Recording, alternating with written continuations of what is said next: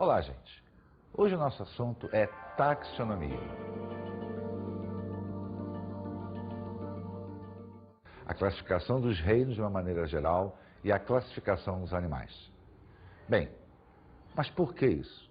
Por que surgiu esse conceito biológico de taxonomia? À medida que as espécies começaram a ser identificadas, e hoje nós temos mais de 2 milhões de espécies identificadas, e imaginamos que existam muito mais ainda a serem classificadas, havia necessidade de se criar um sistema que se pudesse catalogar essas espécies. Surge então dentro da biologia a chamada taxonomia. A taxonomia então é um conjunto de regras que visa a organizar a identificação de todas as espécies existentes no nosso ecossistema terrestre. E essa classificação, ela parte do princípio natural de um grande mestre naturalista chamado de Carl von Linné, que nós conhecemos no meio biológico como classificação de Linneu. Então a classificação hoje, muito mais detalhada do que, obviamente, Linneu executou na sua época, é baseada no sistema natural, onde se dá ênfase aos aspectos bioquímicos, comparações anatômicas, para que os animais, vegetais e seres, de uma maneira geral, sejam enquadrados em determinadas categorias.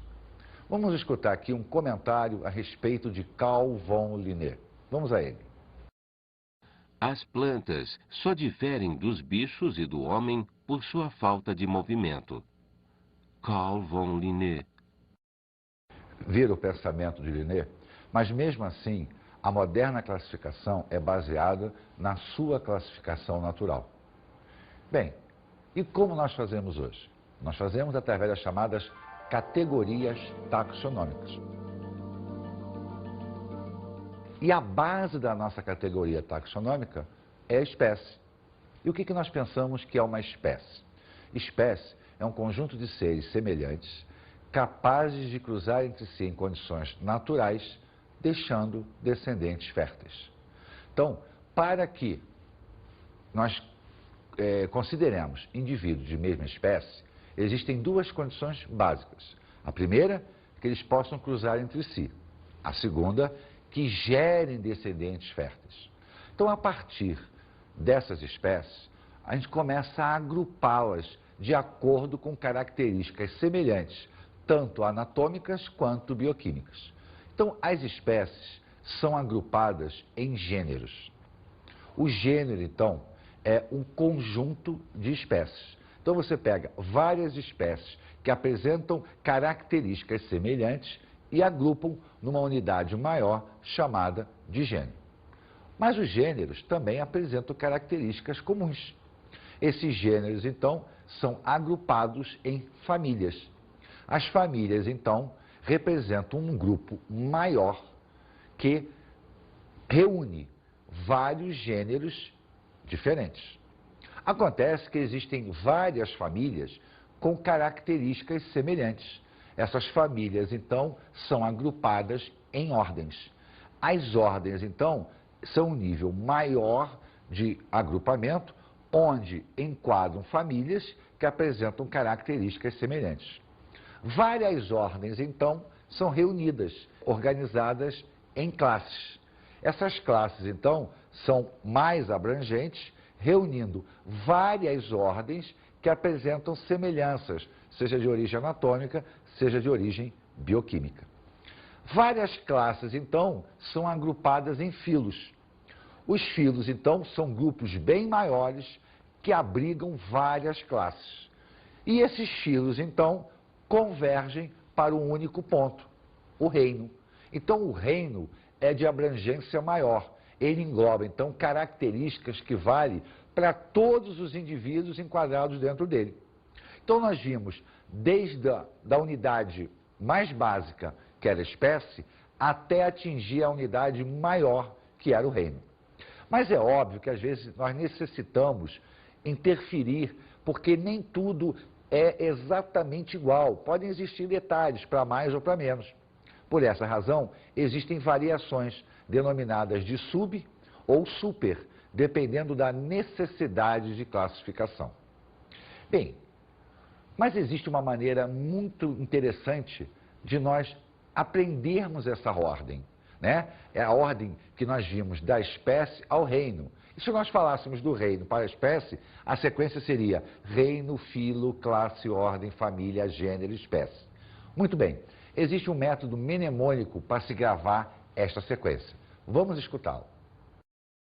O rei filósofo classifica de ordinária a fama dos generais espartanos. Bem, gostaram? É uma maneira divertida e prática de se gravar a sequência, desde reino até a espécie. Bem, modernamente, todos os seres vivos são enquadrados em 5 grandes reinos. O primeiro é o reino Monera, onde estão enquadradas as bactérias e as cianobactérias. O segundo, o reino Protista, onde nós encontramos os protozoários e as algas inferiores. O terceiro, o reino Fungi, onde nós encontramos os fungos. O quarto é o reino Animalia ou animal, onde nós encontramos os animais superiores. E o quinto, o reino Plantae ou vegetal, onde nós encontramos as algas e vegetais superiores. Mas para que a gente possa efetivamente entender essa mecânica, vamos observar a organização, a classificação da nossa espécie. Como o homem é classificado tecnicamente dentro da moderna nomenclatura taxonômica. Vamos observar aqui. Nós somos animais. Consequentemente, estamos no reino Animalia. Então, reino Animalia ou reino animal, dá no mesmo. Bem, só que o reino animal engloba todos os animais. E aí? Bem, agora vamos descer uma escala. Então, o reino é Animalia, vamos ver agora o filo. Bem, o filo é o filo Chordata. O que é filo Chordata? Chordata são os animais que durante a fase embrionária apresentam um eixo dorsal chamado de notocorda. Então, todos os animais que na sua fase embrionária apresentam um eixo chamado de notocorda são enquadrados dentro do filo Chordata. Acontece que existem animais que essa notocorda permanece e outros animais, como é o nosso caso, que ela desaparece. Então, existe uma unidade abaixo do filo. Vamos observar. É o subfilo. O subfilo é o vertebrata. Por quê? Porque nós teremos a nossa notocorda substituída pela coluna vertebral. Então, dentro do subfilo vertebrata, estão enquadrados todos os animais que nós conhecemos como vertebrados. Então, olha, o reino é o animal mais abrangente, aí eu tenho o filo Chordata, né, ou cordados, onde todos os animais que têm notocorda estão ali dentro. Aí eu venho com o subfilo, onde a notocorda desaparece e vai aparecer a coluna vertebral. Repare que o sub aqui não é apenas uma escala menor, é uma especificidade do filo. Bem, dentro do subfilo vertebrado, então, nós vamos para a classe mamália, que são os mamíferos. Então, dentro dos vertebrados, nós temos os peixes, os anfíbios, os répteis, as aves e os mamíferos. Nós, então, estamos dentro da classe mamália, que representa os mamíferos, os animais que mamam. Então, olha lá, ó, reino animal, filo Chordata, subfilo vertebrata, classe mamália. Agora vem a ordem dos primatas. Então, a ordem primata engloba nós, homens, os macacos também são primatas. Então, repara que nós estamos começando a restringir o quantitativo de espécies abrangentes. Eu tinha o geral e estou começando a tornar mais específico. Bem, dentro da ordem dos primatas existem várias famílias. A nossa se chama Hominidae. Então, a família Hominidae é aquela onde nós estamos. Nesse caso específico aqui, da nossa espécie, nós somos os únicos representantes desta família. Se nós pegássemos a classificação de um outro animal qualquer, existiriam várias famílias, ou melhor, várias espécies dentro da mesma família.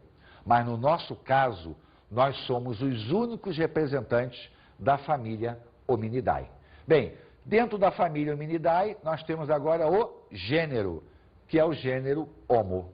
Então, nós somos do reino animal, filo Chordata, subfilo Vertebrata, classe mamária, ordem primata, família Hominidae, gênero Homo. E a espécie? A espécie é Homo sapiens. Então, nós somos da espécie Homo sapiens. Acontece o seguinte, a espécie Homo sapiens já evoluiu. Nós já somos mais evoluídos do que o primeiro Homo sapiens que apareceu. Então, nós já somos uma subespécie, a subespécie denominada de Homo sapiens sapiens. Então, na realidade, subespécie não é algo menos, muito pelo contrário, é algo mais específico, tá? A palavra sub, dentro da classificação taxonômica, significa mais especial. Quando é mais abrangente, nós utilizamos a palavra super. Quando é mais específico, nós utilizamos o prefixo sub. Então, olha, a nossa espécie, dentro do processo de evolução, era Homo sapiens. Mas nós já somos mais evoluídos, já somos os Homo sapiens sapiens. Então, desta maneira aqui, você acabou de observar a classificação taxonômica da nossa espécie, da espécie humana. Viu como é que é interessante? Muito bem organizado, de tal maneira que se parte ou do geral para o específico, ou do específico para o geral. Vamos ver agora as regras de nomenclatura. Por que regras de nomenclatura? Imagine a seguinte situação. No Brasil, cachorro é cachorro, cão, cachorro.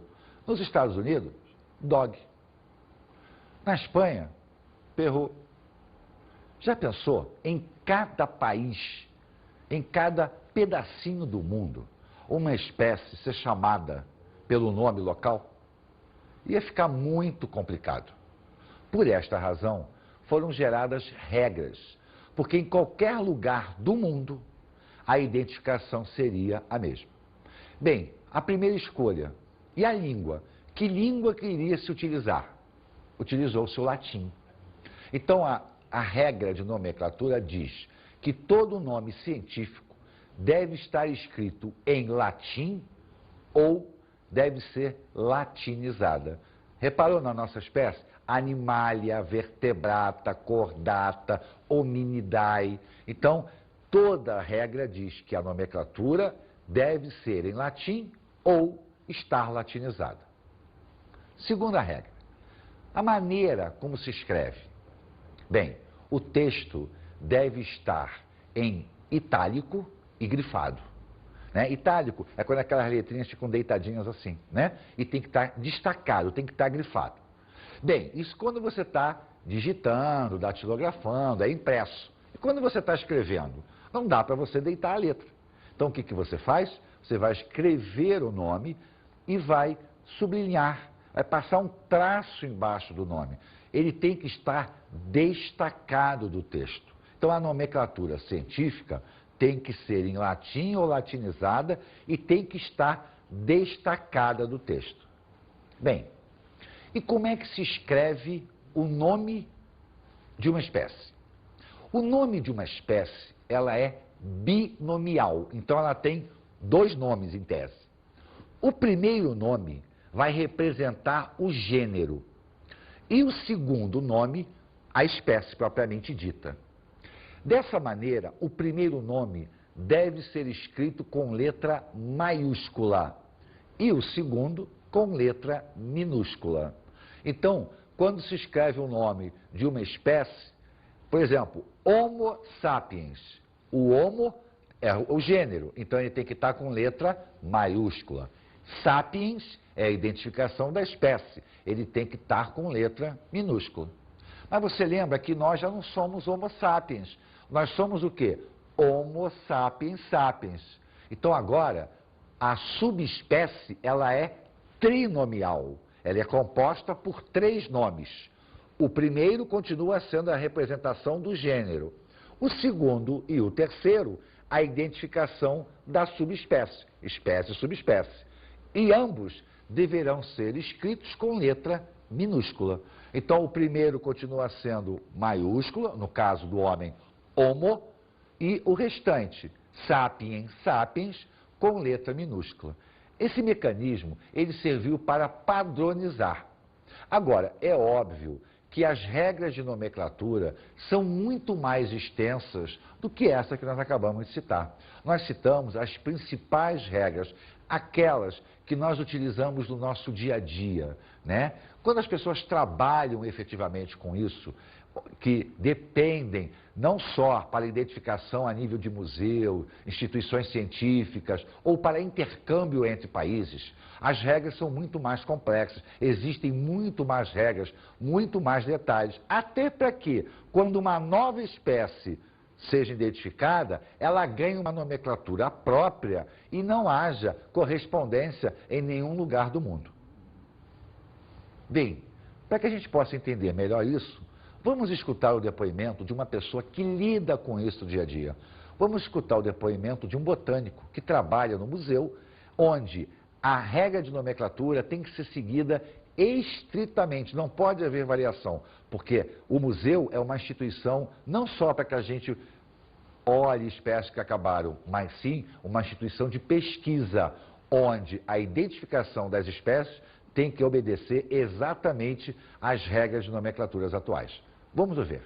Antes das regras de nomenclatura, do Código Internacional de Nomenclatura, o que existia era meio complicado, né? Vários pesquisadores falando línguas diferentes, falando idiomas diferentes, identificarem bichos que são os mesmos, né? Que ocorrem em mais de um país, tá certo? Então, o Sistema Internacional de Nomenclatura, ele veio para normatizar tudo isso, né? E aqui no museu, né, como em qualquer lugar, como qualquer instituição com essa finalidade, a gente segue o Sistema Internacional de Nomenclatura, no caso aqui zoológico. O Sistema Internacional de Nomenclatura existe o sistema botânico, existe o sistema zoológico, existe o Sistema Internacional que também estabelece regras para nomenclatura de bactérias, de vírus, de protozoários, tá certo? Eles têm pequenas diferenças entre eles, mas na origem eles são muito parecidos, assim. E aqui no museu a gente segue o Sistema Internacional de Nomenclatura Zoológica, né? O que acontece? Um organismo chega pra gente, a maioria das vezes ele chega morto já, tá certo? Então é feita a preparação dessa pele, no caso, por exemplo, de um mamífero, é feita a preparação da pele através de um procedimento, existem vários procedimentos, mas a gente segue alguns, né? Que é adotado na maioria dos museus, tá certo? E depois ele é catalogado no livro-tombo, ele é identificado, tá certo? Ele é identificado, é registrado no livro-tombo e recebe um número. E a partir do momento que ele recebe o número e faz parte do livro-tombo, ele não pode ser mais retirado do acervo do museu.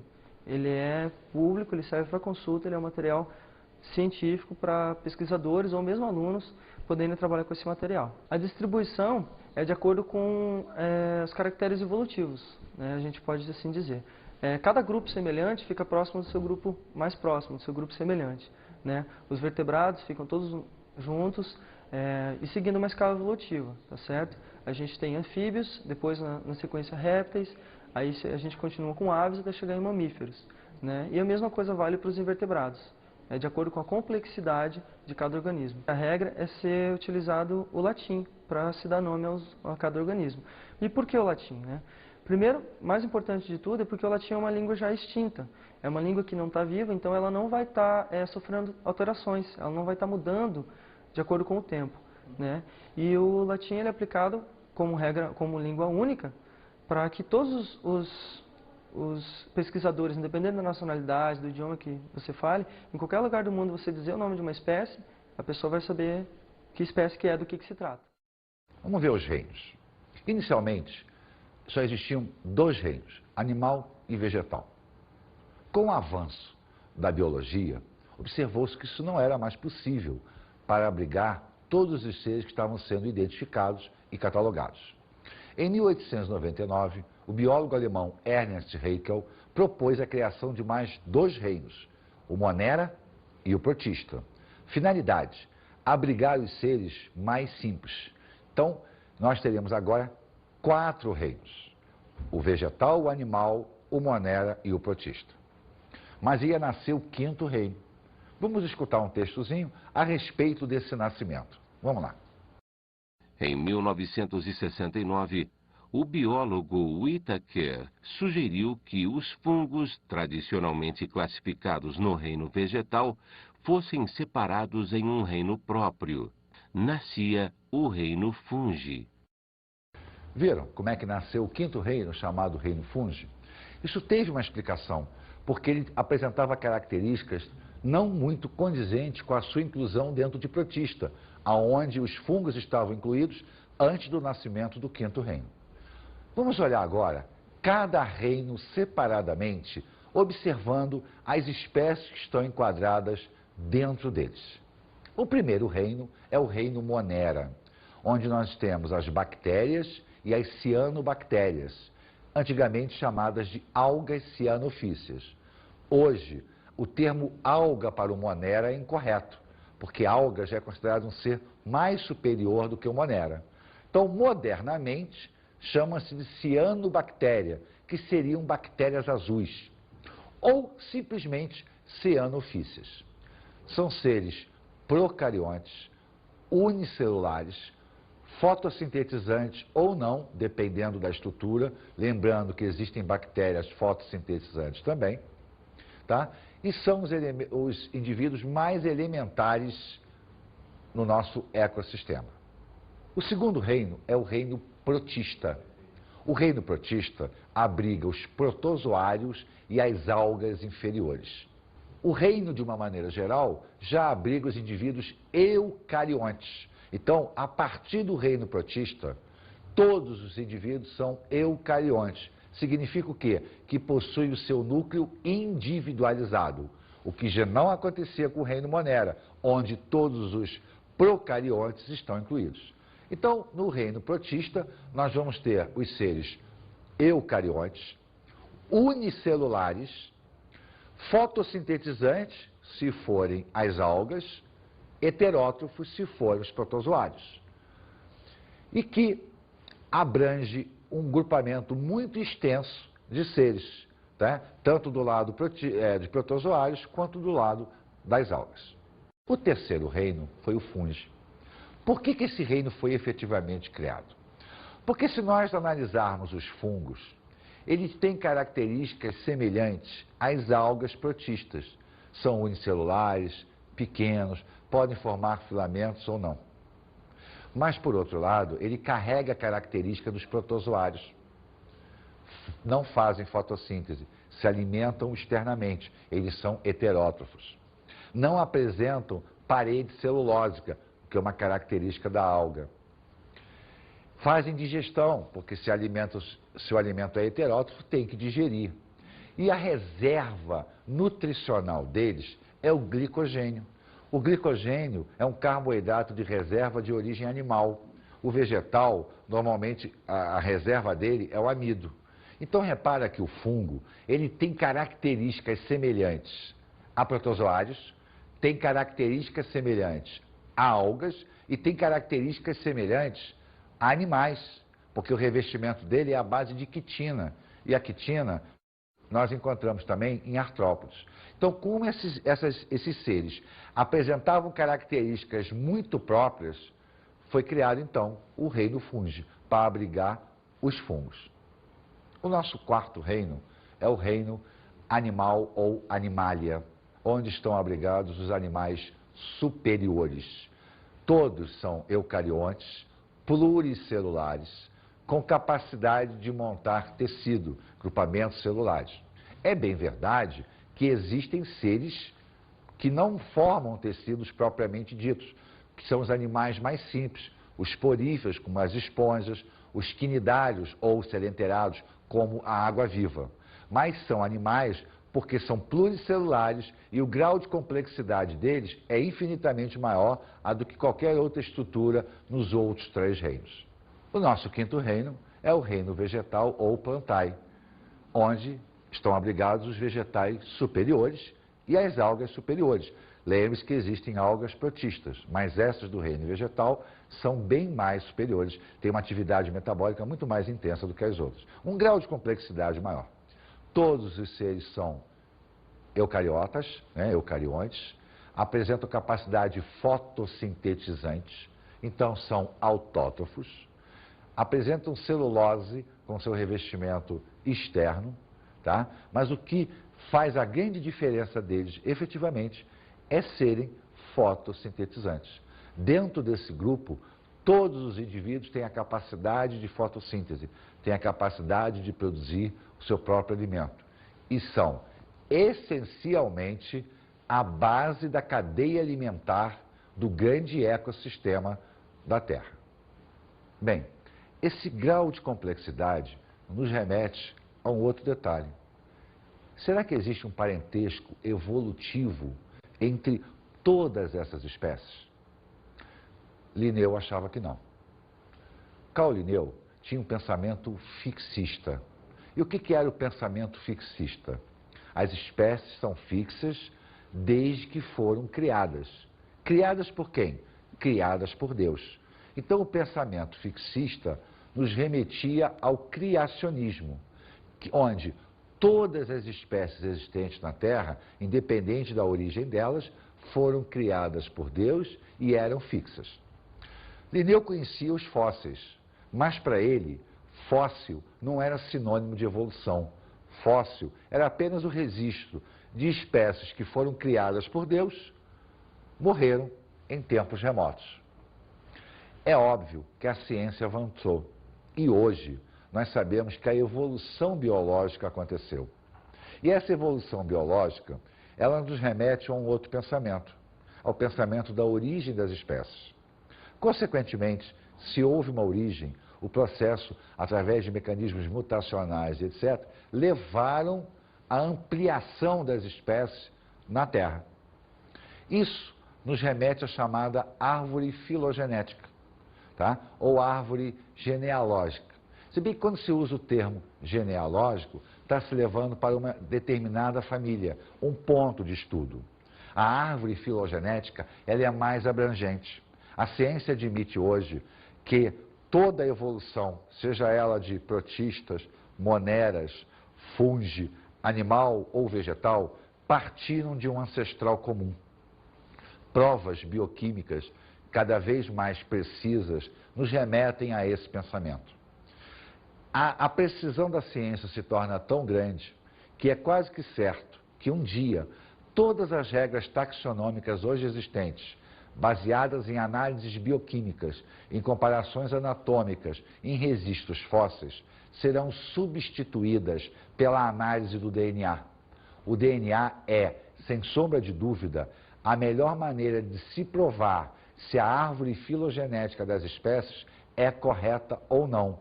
Por quê? Porque o DNA é o registro genético de tudo que acontece com aquela célula. E nós sabemos que se um ser descende do outro, ele vem através da divisão celular. Logo, ele vai manter o seu registro genético, o seu registro do DNA. Vamos agora às nossas dicas de estudo.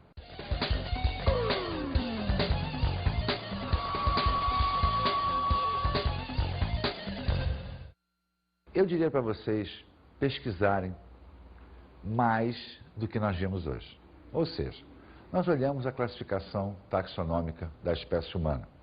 Vimos o que cada unidade taxonômica representa. Procurem outros seres, procurem outros animais, vegetais. Veja como é que se classifica. Observe as variações entre filo, classe, ordem, família. Procurem ver se existem superfamílias, subfamílias, supergêneros, subgêneros.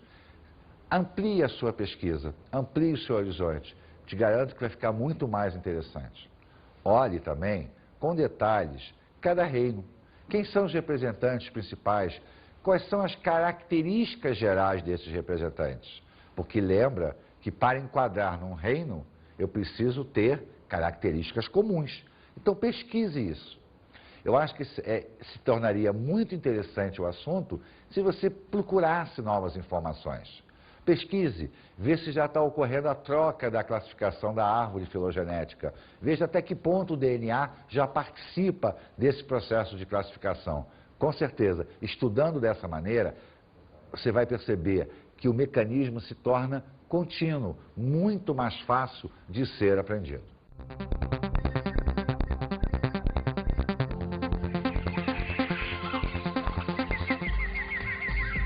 Na aula de hoje, falamos sobre a taxonomia. Falamos hoje sobre a taxonomia. Vimos as principais categorias taxonômicas. Observamos também as regras de nomenclatura impostas pelas novas condições taxonômicas.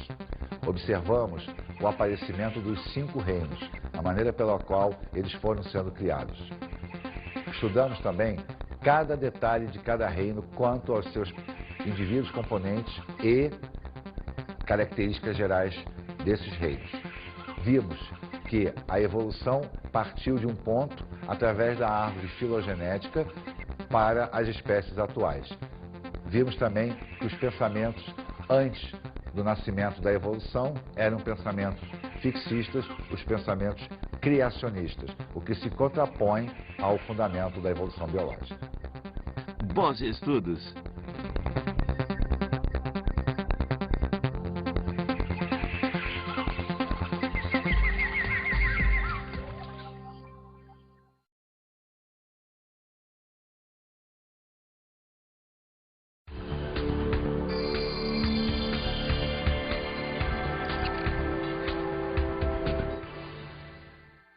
Essa aula é uma aula difícil de ser dada, não pelo conteúdo, mas pela dinâmica. Então, na minha opinião, é uma aula que deve ser compartilhada com a turma através de revistas, novos exemplos, pesquisa na internet, né? Porque senão ela se torna uma aula muito monótona. É um assunto fácil, que o aluno acaba utilizando no dia a dia, mas que às vezes se torna difícil a transmissão porque o assunto não é muito dinâmico. Então compete a nós torná-lo dinâmico. Eu acho que através da pesquisa e do envolvimento da turma como um todo, se tornará muito mais fácil a assimilação do conteúdo.